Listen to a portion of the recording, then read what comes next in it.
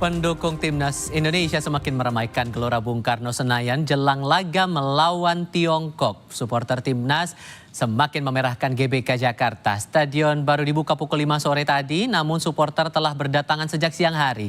Diperkirakan 70.000 penonton akan memenuhi stadion, memberikan semangat bagi timnas kita agar mengalahkan Tiongkok.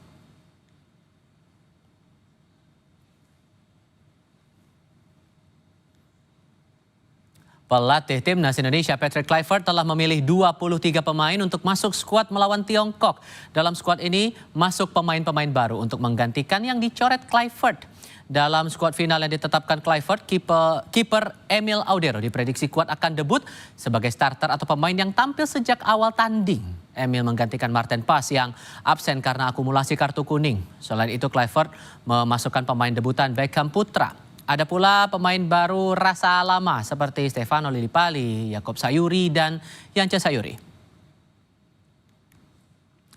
Coach Kluivert telah mencoret 5 pemain yang sebelumnya menghuni skuad timnas. Shane Patinama, Asnawi Mangko Alam, Pratama Arhan, Jordi Amat, dan penjaga gawang Reza Arya tidak masuk dalam skuad dalam laga melawan Tiongkok. 3 poin melawan Tiongkok wajib diraih timnas kita kalau ingin menjaga peluang lolos ke Piala Dunia 2026. Dengan skuad yang siap dimainkan Patrick Kluivert, seperti apa peluang Indonesia menekuk Tiongkok malam nanti? Kami diskusikan ini bersama pengamat sepak bola Kesit Handoyo. Bung Kesit dengan Tifal di sini. Apa kabar? Bung Kesit, suara Tifal terdengarkah, Bung? Bung Kesit. Halo, selamat sore. Oke, selamat sore. Terima kasih sebelumnya sudah bergabung dengan Tifal di sini. Dari timnas Indonesia sudah muncul nih line up-nya 23 pemain. Ini sudah sesuai dengan ekspektasi Anda atau justru berbeda lagi nih? Ya mungkin yang sedikit mengejutkan tidak masuknya nama Pratama Arhan ya. Dan masuknya Beckham Putra di list 23 pemain yang sudah ditetapkan oleh Patrick Kluivert. Kalau seperti Jordi Amat memang sebelumnya kan dikabarkan cedera ya. Tapi kalau kita lihat dari 23 pemain yang saat ini sudah masuk dalam list DSP dari timnas, saya kira sudah pas lah dengan apa yang dipilih oleh Patrick Kluivert.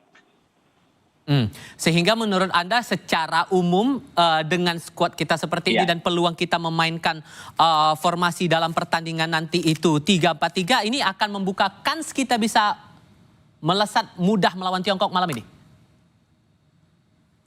Iya, kalau dari formasi yang ada ya dengan 23 pemain yang ada, saya pikir sejak awal sebenarnya memang timnas kita diunggulkan untuk bisa memenangkan pertandingan malam nanti menghadapi China ya.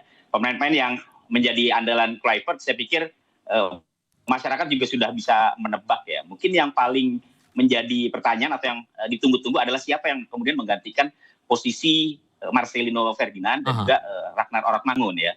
Tapi kan ada nama-nama seperti Yaakob Sayuri, kemudian juga ada Stefano Lillipali, ada juga Egy Maulana Fikri. Saya pikir 3 pemain itu bisa menjadi opsi untuk menggantikan posisi dari ketidakhadiran Marcelino dan juga Ragnar Ortmangun. Kalau di bagian penjaga gawang kan Emil Audero, saya pikir itu akan menjadi pilihan pertama dari Kluivert. Ya. Kemudian di 3 belakang, trio Justin Hapner, kemudian J.I.Z. dan juga Rizky Ridho, saya pikir juga tidak tergantikan. Kalaupun ada pergantian mungkin di posisi belakang, bisa saja Miss Hilgers yang dipasang lebih awal, kemudian Hapner duduk di bangku cadangan. Tapi kalau saya feelingnya sih sepertinya trio J.I.Z., Rizky Ridho, dan Hapner masih menjadi pilihan utama.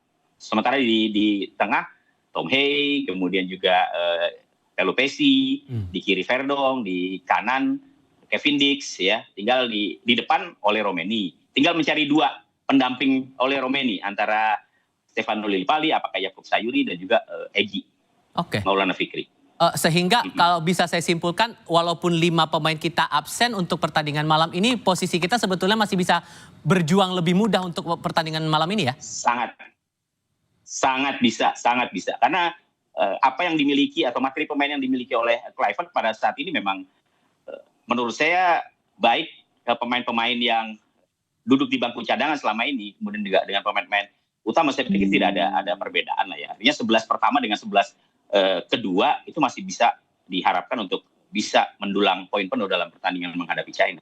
Terlepas dari itu semua, tetap harus ada kewaspadaan dong yang harus kita pantau juga dari tim lawan pasti. kita Tiongkok ini. Hal apa yang perlu kita Pasti. perhatikan di sini? Ya, saya pikir yang pertama tentunya jangan underestimate ya. Jangan pula overconfident bahwa China ini kan masih memiliki peluang. Walaupun dia berada di posisi paling buncit, tapi peluang dia masih ada untuk bisa berebut tempat di round keempat. Kalau dia bisa memenangkan pertandingan melawan Indonesia, ya mereka bernafas lagi. Gitu. Tapi kalau dia kalah, berarti kan selesai. Nah, yang harus diantisipasi menurut saya adalah pertama harus lebih jeli mengamati permainan dari China. Yeah. Saya pikir pengalaman pada saat Indonesia kalah 1-2 di Qingdong, ya itu menjadi pengalaman yang sangat berharga. Dan kalau kita lihat dari situ sebenarnya China tidak terlalu istimewa, Yeah. tidak terlalu istimewa. Cuman paling penting bagi para pemain adalah jangan overconfidence, jangan underestimate juga. Tapi kalau dari sisi permainan, saya pikir Indonesia masih lebih bagus dibandingkan dengan China. Doa terbaik untuk timnas kita tentunya. Bung Kesit, terima kasih sudah berbagi pandangan bersama kami kali ini. Sehat selalu ya Bung, selamat sore. Sore.